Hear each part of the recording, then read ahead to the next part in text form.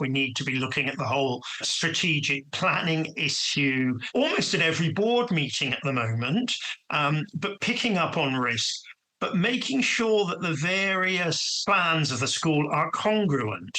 I often find operating plans that are not devised to deliver the strategy. The biggest reason that strategies fail is in the implementation. Welcome to the Independent School Podcast.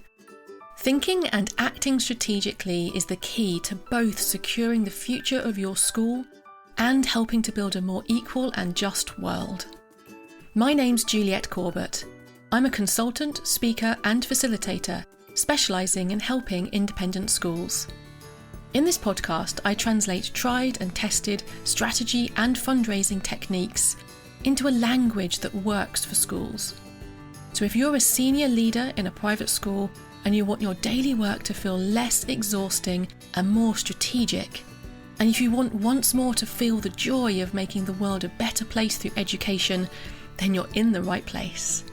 Welcome, and let's get started on this week's episode.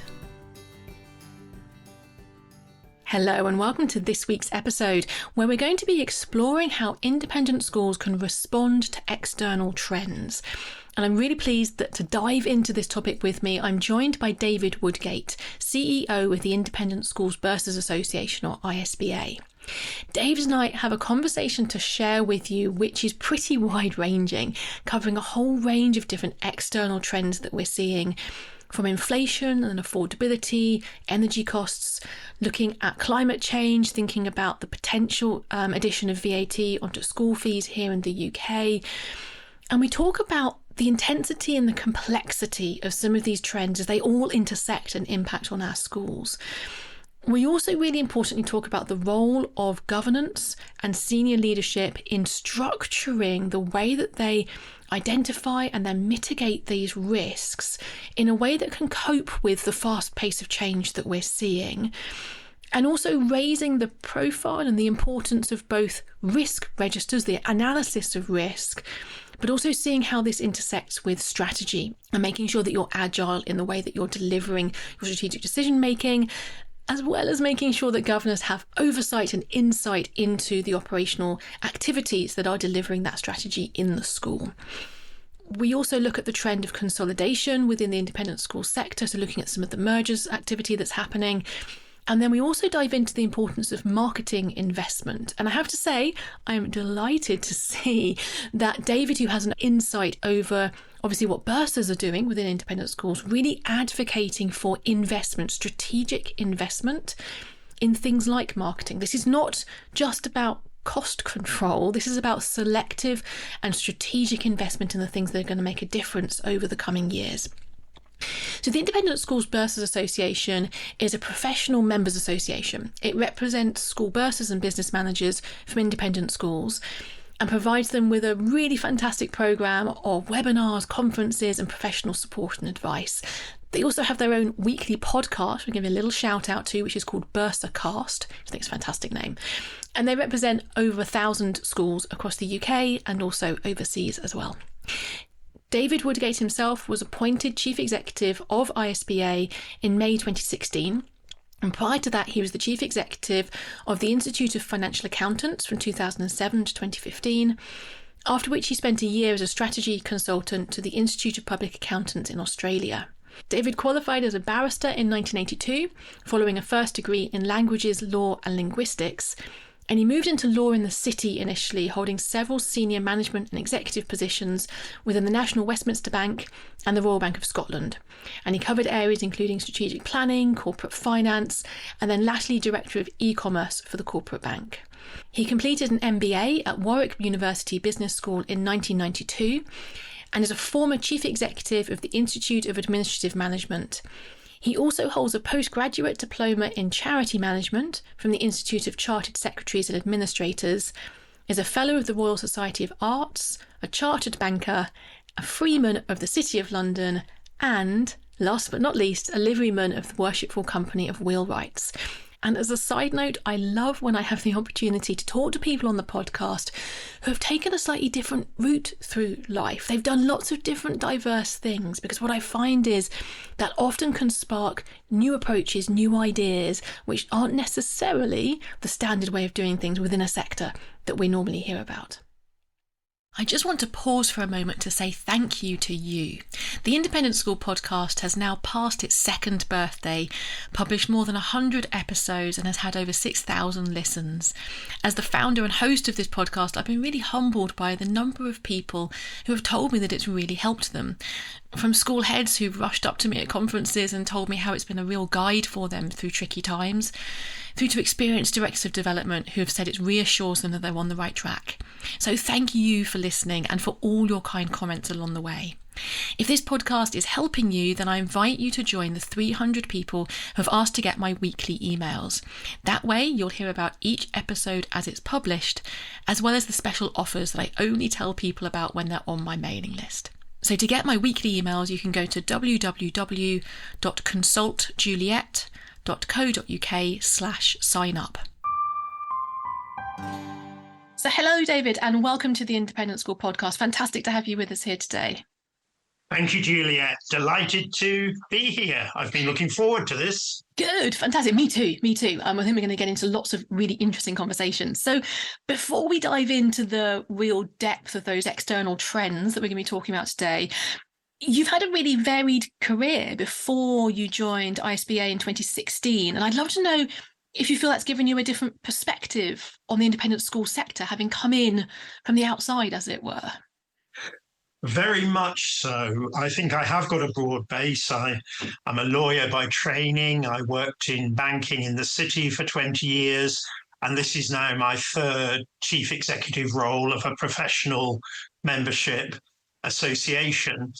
And I think I was appointed precisely because I was not a bursar, because the far-seeing board at the time, I think, did want different perspectives, did want some commercial experience coming in, and a breadth of experience, around the world. I've done consulting work for Australians, for instance. So yes, I brought a very broad CV to the job, and that certainly, I think, has stood us in good stead over the last 6 or 7 years. Yeah, I think it's important, isn't it? We obviously, we all feel the commitment to education, but there's also a value to bringing in voices and expertise from outside the sector to give us that different perspective. And today we're talking specifically about the external trends that impact on independent schools. And I think we can all agree that change isn't new, that sometimes we obsess about the fact we're in a fast-paced changing environment. Well, actually, most of history has had these periods of fast-paced change. But it does feel like we've seen quite a lot of externally focused kind of change in the environment. We've had COVID, the war in Ukraine, the inflationary kind of impact on the economy and affordability, and then more recently AI and kind of discussions around the impact of that on education and schools.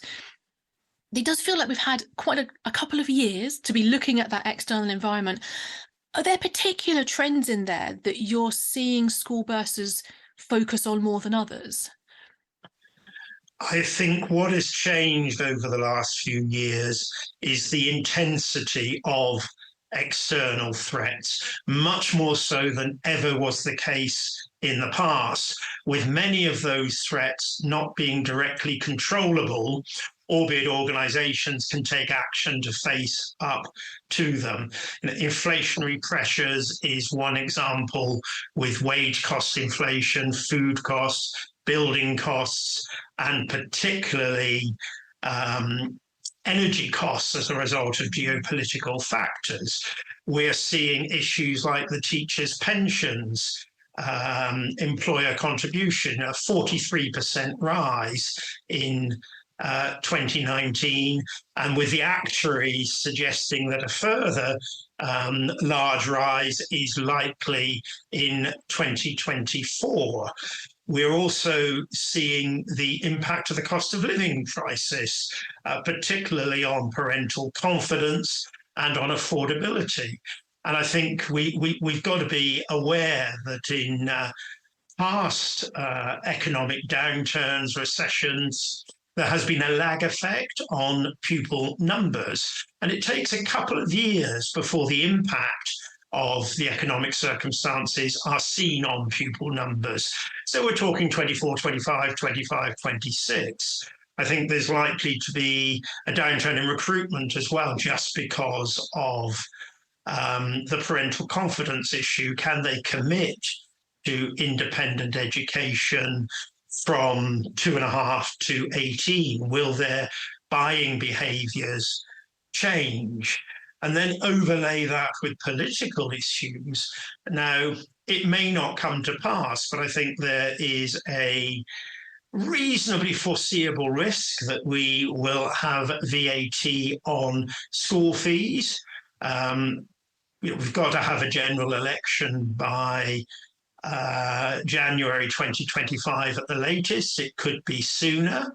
And if, as the polls suggest, Labour win that election, I think we've got to plan for the eventuality that VAT firstly will come in, and it will come in quite quickly in that new Labour government, possibly in their first budget. I know there are some commentators that say Labour are not serious, but I think we have got to work on the assumption they are. They're giving it a lot of airtime. They're saying what they're going to do. Keir Starmer has said that the independent sector contributes strongly to education in this country, but independent schools should pay tax, which also means, of course, levying VAT. We have risks around the abolition of business rate relief. It's happened in Scotland, and we think that could happen in England as well in the reasonably short term. So there are all of these eventualities that we need to be considering. And I would make a plea to bursars, heads, governors listening to this podcast that we need greater precision and focus in the way in which we do risk in our schools. We are not as strong as we should be on risk identification, mitigation, doing something. Yeah, and I think doing something is part of our response to all of these things I am talking about, particularly where they are not directly controllable. So we've got to look at future proofing and at ways of making our schools more financially fit.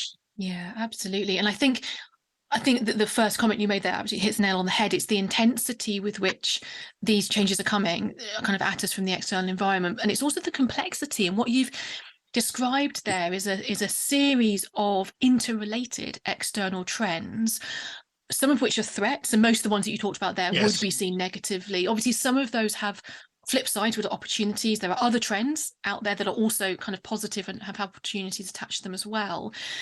And so there's that sense of the intensity and the complexity of the external environment in which schools are operating means that we need a higher level of strategic thinking, a higher level of risk analysis. And I think that one of the things that I see sometimes is a tendency for there to be an acknowledgement of that complexity, and therefore an acknowledgement that then we can't do anything about it. And I suppose my call is very similar to yours, which is no, we may not be able to do anything about the root cause of that particular trend, but we have to respond in some way. And even if your end result is a status quo decision of continuing as you are now, the discussion needs to occur so that is a conscious, intentional choice. And I think the status quo does not address most of the, carrying on as we are, does not address most of those issues that you've just outlined. I agree entirely. I think there's an inherent weakness in the way we do governance in the sector, in that we have board meetings in the spring term, the summer term, and the autumn term. But that makes it too easy to knock forward debate from meeting to meeting. But it's a long time from June to December. And I think we need greater agility in governance and maybe to meet a little more often, but focus on the really big issues. Yeah, and absolutely. I think partly as a result of COVID, we perhaps are in a short-term frame of mind. I think the need to respond to everything that was happening with COVID and changing regulations and, who was in school and not, did breed a certain short-termism inevitably, but we're through COVID now. But I think there's perhaps been a collective sigh of relief in some boards of governors to say, great, that's behind us, we're all back to normal. But we're not. No. And there's no room for complacency because time is not on our side. A lot of the threats I have spoken about are clear and present dangers. But we can shape our destiny, but it does need real strategic thinking. And what I'm finding in part is that there is much more discussion at board level about mergers, acquisitions, consolidation in the sector, partly safety in numbers, but I think there are arguably too many schools that are subscale and their viability must be in question. But there's nothing wrong with discussing a merger or even a sale to an investor. There are good educational investors out there who are driven by altruism, but there are opportunities for two prep schools to merge or for senior schools to take prep schools into their orbit and maybe found a small foundation. This is happening much more than ever was the case in the past. But I hear governors, they say to me, David, we don't want to be the governors that merge or sell the school. But I would argue it's better to do that than be the governors who have to close the school because of pupil number attrition, affordability, all of the other issues. You just go under break even. Yeah. Too many of our schools don't actually know what their break even number of pupils is. Yes, well, that's the and first. That's quite a shocking lack of basic KPIs. Exactly.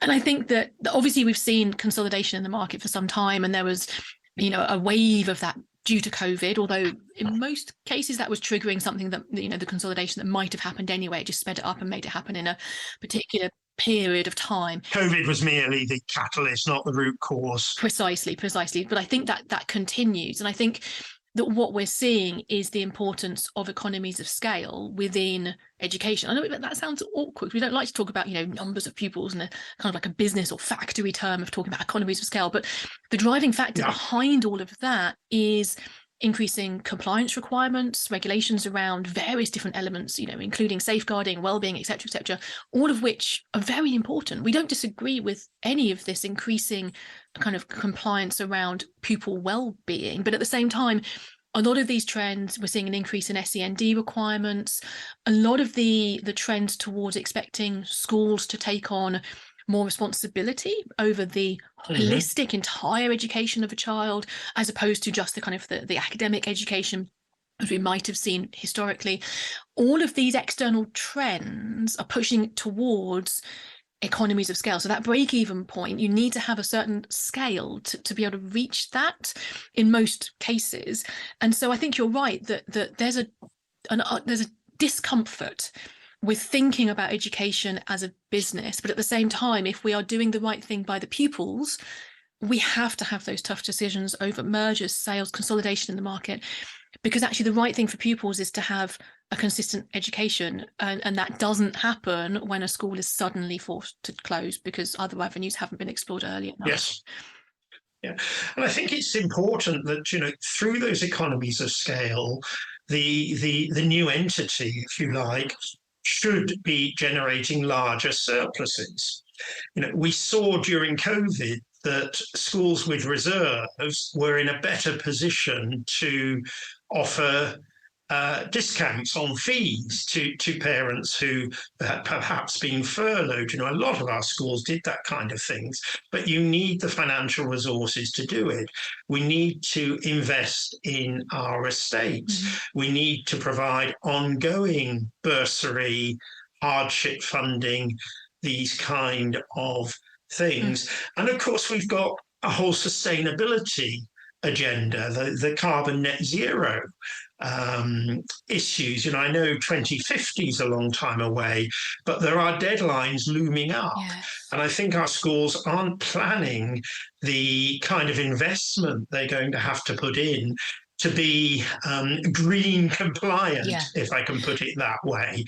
Some deadlines are between 2026 and 2030 within the financial planning horizon of schools. Yes, it's so interesting. We need to be generating more cash. Cash is king, to use the old cliche. Yeah, I agree. It's interesting that often climate change comes later down the list of the external trends we talk about. Maybe that's because it feels less urgent right now, but actually the action we need to take is urgent right now in order to put us on a course which is going to then achieve, as you said, those slightly more medium-term goals. It's interesting as well when you say surpluses. I wonder whether, I know the accountants know what we're talking about when we're talking about surpluses. I wonder whether we need to give that word surplus a bit of a rebrand, because this is the security buffer with which you're operating your school, and to say you want a surplus sounds like you want to sit on lots of money. It doesn't, but actually it's there to protect the security of your school, to allow reinvestment in the facilities, especially around sustainability issues. We also have a massive change with technology, just on the cusp with the developments in AI at the moment, which will require retraining of staff across educational staff, teaching staff and non-teaching staff. So even if the kind of software is relatively cheap in terms of the ability to secure that on a relatively small subscription basis, the training requirements within schools is going to be huge in the next couple of years. And so for all of these reasons, I completely agree that we need to be building up our surpluses again. And I know pre-COVID, people were talking about sort of a 10% kind of fee income going into service. Spot on. That's a good benchmark. Yeah, exactly. But I've seen a lot of schools come lower than that and said, well, it's okay in the short term, but then they're struggling to bring it back up again. Have you seen that across schools as well? Schools struggling to come back up to that 10%? I think inevitably, with all of the pressures at the moment, there are quite a few schools that are having to accept a lower surplus, 5%, for instance. But of course, you've got to trim your expectations of where you can reinvest. But there are too many schools that are just getting 1% or nothing, breaking even or making losses. And of course, then you have got no scope to respond to financial shocks.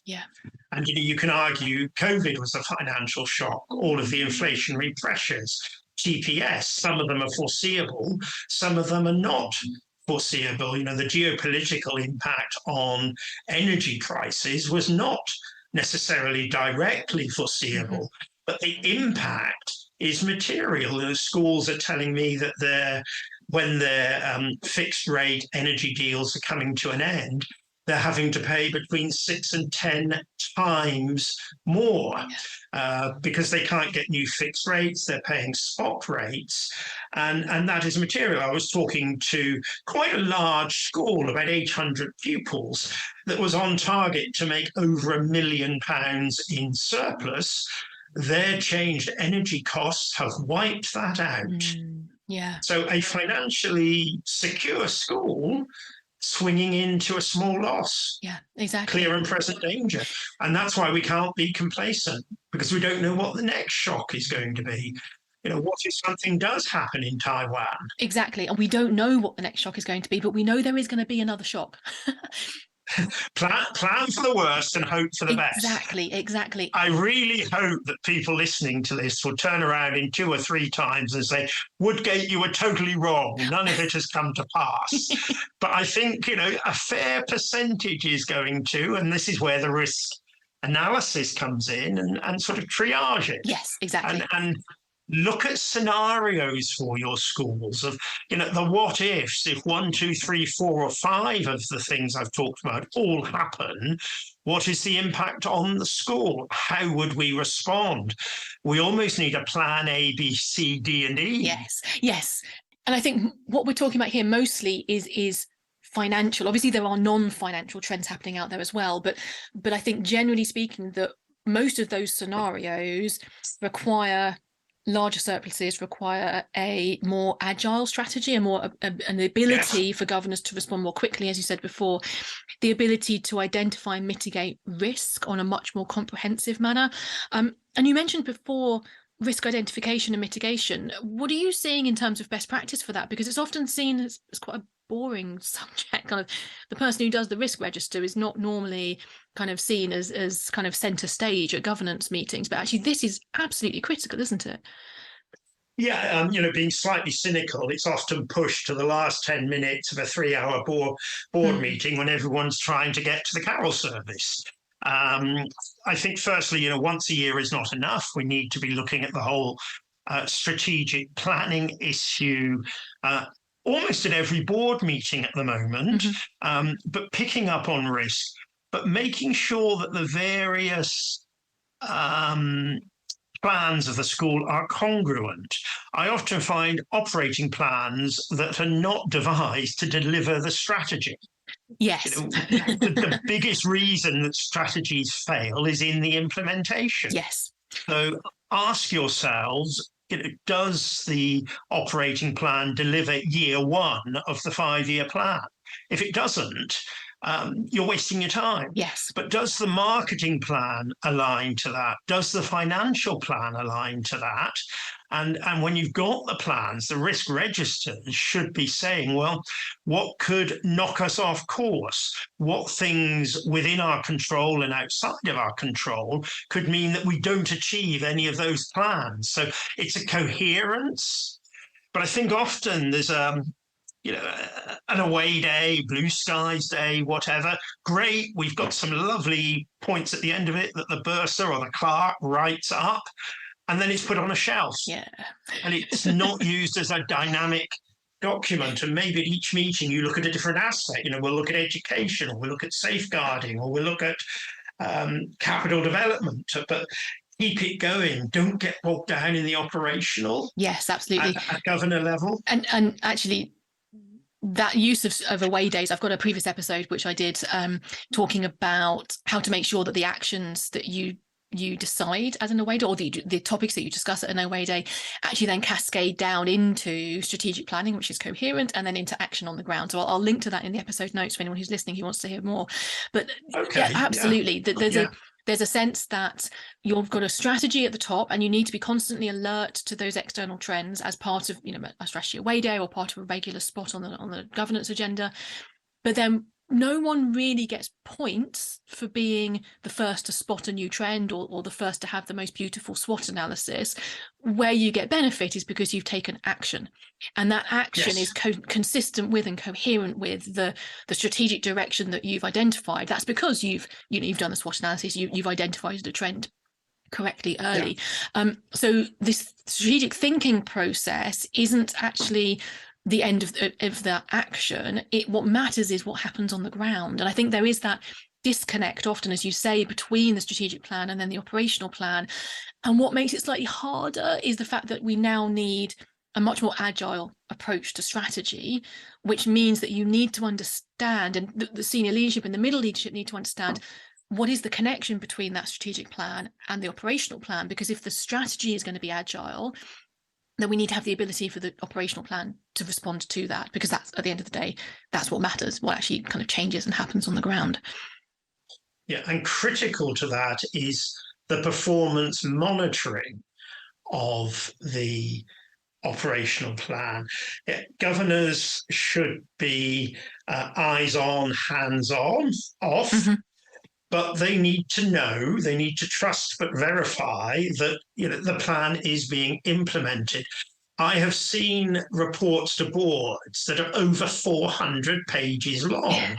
You cannot expect anybody to get a sense for the strategic direction and operational achievements of a school with that kind of reporting. You need to have very focused key performance indicators, say between 5 and 10, of what matters for the school, and report against those, but also use so-called RAG reporting, red, amber, green, and get your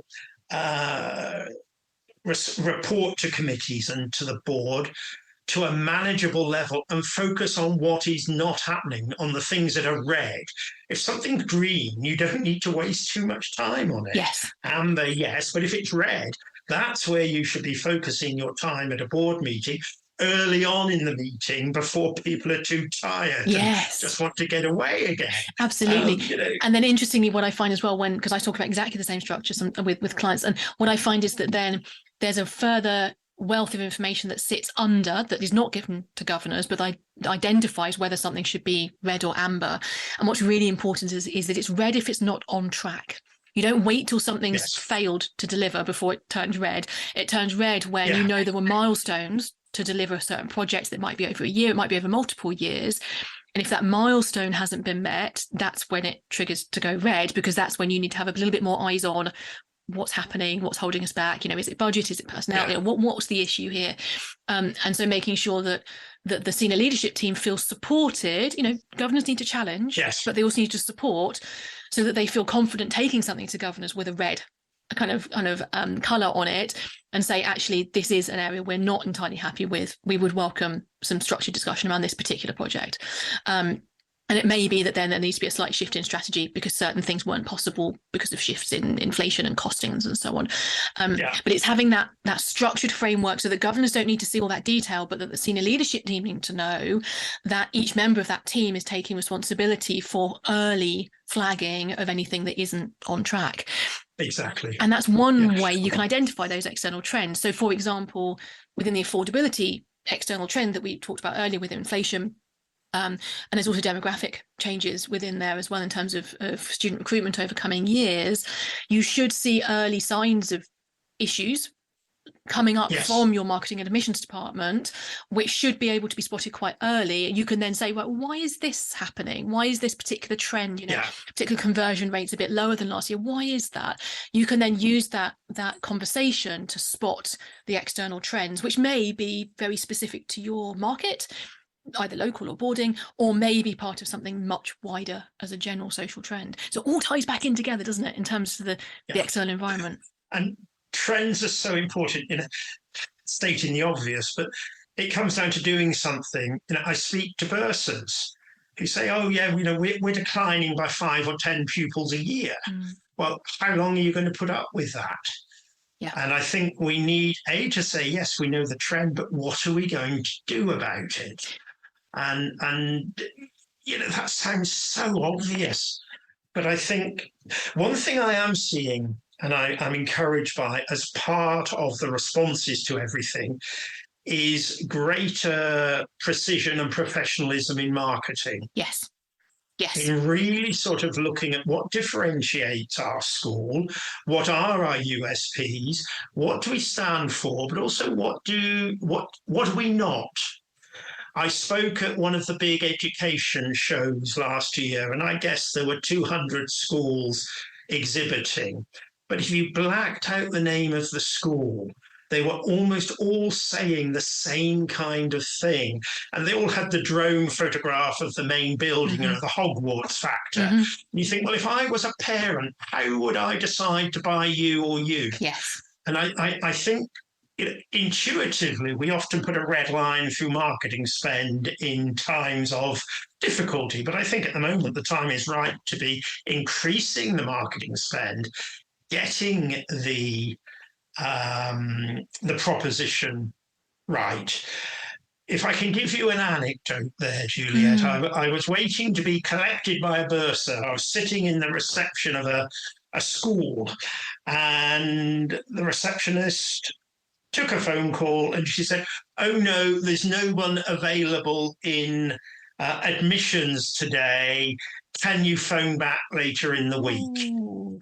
What a missed opportunity. You were thinking that was £20,000 or £30,000 being told to phone back. And she also said, no, we don't produce a prospectus anymore. You'll have to look at the website. Oh, my goodness. Yes. And you think, my goodness. Yeah. So some of that's training and some of it's having the investment, as you say, to have the collateral, have the staffing.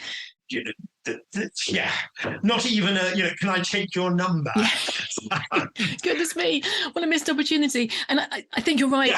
This is not the time to be cutting marketing spend, and I know A lot of schools, I completely agree, a lot of schools do look very similar. I think that the opportunity, yes, is defining what you are and what you're not. Absolutely, that's important. But I think there's a lot more focus that could be taken into the experience, like the family experience of what happens at every touch point. And you've just given a great example of where that can fall down. But every touch point that you have with a family in that admissions process, helping them to feel some form of emotional connection to the people, to the school. And that normally isn't beautiful pictures of buildings. That's normally talking one-to-one individually with a potential pupil about what excites them, what they're passionate about, and then tailoring their experience of the school so they get to see how it can really be a home from home for them. And that's for day pupils as well as for boarding. I want to go back to something you mentioned earlier, which I think is critically important as we start to wrap up our conversation. And that is your encouragement that schools do something. And I love the phrase, keeping it simple as, I'm not talking about agile strategy. We're not adding any jargon in. This is do something. And I think there are a couple of barriers that get in the way here. One of them, as you said, is the form of governance of it's very easy to kick a decision into the next meeting. And that meeting is a whole term away. There's that element. There's that complexity, which we talked about earlier. There's the sense of we don't know quite what's going on here. We don't know exactly why, our numbers are falling year on year by a small amount, but it's noticeable. And so because we don't understand exactly what's happening, we need more data. And there tends to be a sense of we need to figure it out before we can take action. In actual fact, I think much more useful. Yes, sometimes you do need more data, and that is important for evidence-based decision making. But there is also a sense that strategic action can be quite small and quite frequent, and then you can correct course as you go. This concept of strategy as learning, that you learn as you take strategic decisions. And I wonder whether you've had any thoughts on maybe that do something could be made easier by the fact that you could do small things sequentially rather than building up to one major governor decision at a particular meeting with 400 pages of reports that go into that decision-making process. There's an old adage, Juliet, how do you eat an elephant? In very small bites. Yes. And I think small bites can help. Yes, know what your end point is, your end vision, if you like, but you can build up to that little and often each term. But also there's a wealth of resources being produced by all of the associations, whether it's ISBA, AGBIS, the heads associations, the Independent Schools Council, people like SCIS and WISC and the BSA, COBIS, use those materials. Share them, tell your governors what is going on, use the webinar and one-day conference programs. There's a wealth of detail out there that will help shape proper debate at board level. Yes. Both ISBA and AGBIS will do board presentations to help governors get their heads around these kind of issues. I've done nearly 150 of them in the last 18 months. The offer is there. I guess most of the schools, independent schools listening to this, will be members of ISBA and AGBIS. Use us. Yes. Get value for money for your subs. And just acting as a catalyst for change, but maybe focus on one issue at each board meeting rather than trying to do everything in one go. Yes, I agree, absolutely. And I think that's probably one of the tips we can leave people with as we wrap up our conversation. So don't be overwhelmed by the large complexity. Take one issue, discuss it, take small steps to make sure you've got action happening. And I think some of the other tips around the RAG ratings and making sure that governors have streamlined amounts of information at the right time would be a key tip as well. Anything else that you want to leave people with in terms of final tips? Heritage, tradition, history underpin our sector. And I'm not suggesting we throw collective babies out with the bathwater, but I think too often there is too much of a glance back over the shoulder, and we need to be thinking about the next 5, 10, 20 years. The work we do now should be about safeguarding independent education in our locality for the future, not just resting on past laurels. And I think that change in mindset would really help More than a few schools. Yeah. I sometimes think about those schools that are looking with kind of at the ancestors on the wall, as it were, and thinking, well, what would they think if we made this difficult decision? Flip that entirely. Think the next generation. What is the next generation of leaders going to think about the choices that you're making today? So this is still about history, but you are thinking about how you're going to be seen by future generations looking back on us as history. What would they have expected us to do? Really important. To leave us on a cheerful note, the ISC census for 2022 showed that pupil numbers in the ISC were at an all-time high, 544,000. I think we're going to see a further uplift when the ISC census for 2023 comes out next month. There is demand for what we are offering. Parents want to buy the high quality of education that is available from our schools. So let's get all of the background stuff right so that we can continue to offer that into the future. Absolutely. And then finally, to add another little dose of optimism, because we like optimism on the podcast, almost all of these trends have a flip side, which is an opportunity. And even these financially really challenging big threats that we've been talking about, there is an opportunity for innovation. There's an opportunity for really creative thinking, which could unlock opportunities when combined with other trends around technology, which actually positively move us forward in terms of the impact that we're having on pupils now and over coming years. So yes, it's about trimming those budgets and being sensible, but there is great opportunity for innovation in here as well. Yeah, and directing the scarce resources you have in the best direction to support children's education. Yes, which is basically my definition of strategy. So brilliant, that idea. Why not? I'll buy that one, Juliet. Yes. Allocating your scarce resources to the things that are going to make the biggest difference. Absolutely. Yeah. David, thank you so much for your time today. It's been a delight to have you here on the podcast, and look forward to talking to you again soon. Hopefully we'll have a bit more information in a couple of years around the situation that we're in. We look forward to welcoming you back at that point. I look forward to that very much indeed, Juliet. Thank you. Bye-bye. Thanks for listening to the Independent School Podcast, the podcast that helps senior leaders in private schools to think and act more strategically, both because they want to secure the future of their school and because they want to help build a more equal and just world. You can listen in everywhere that podcasts are available.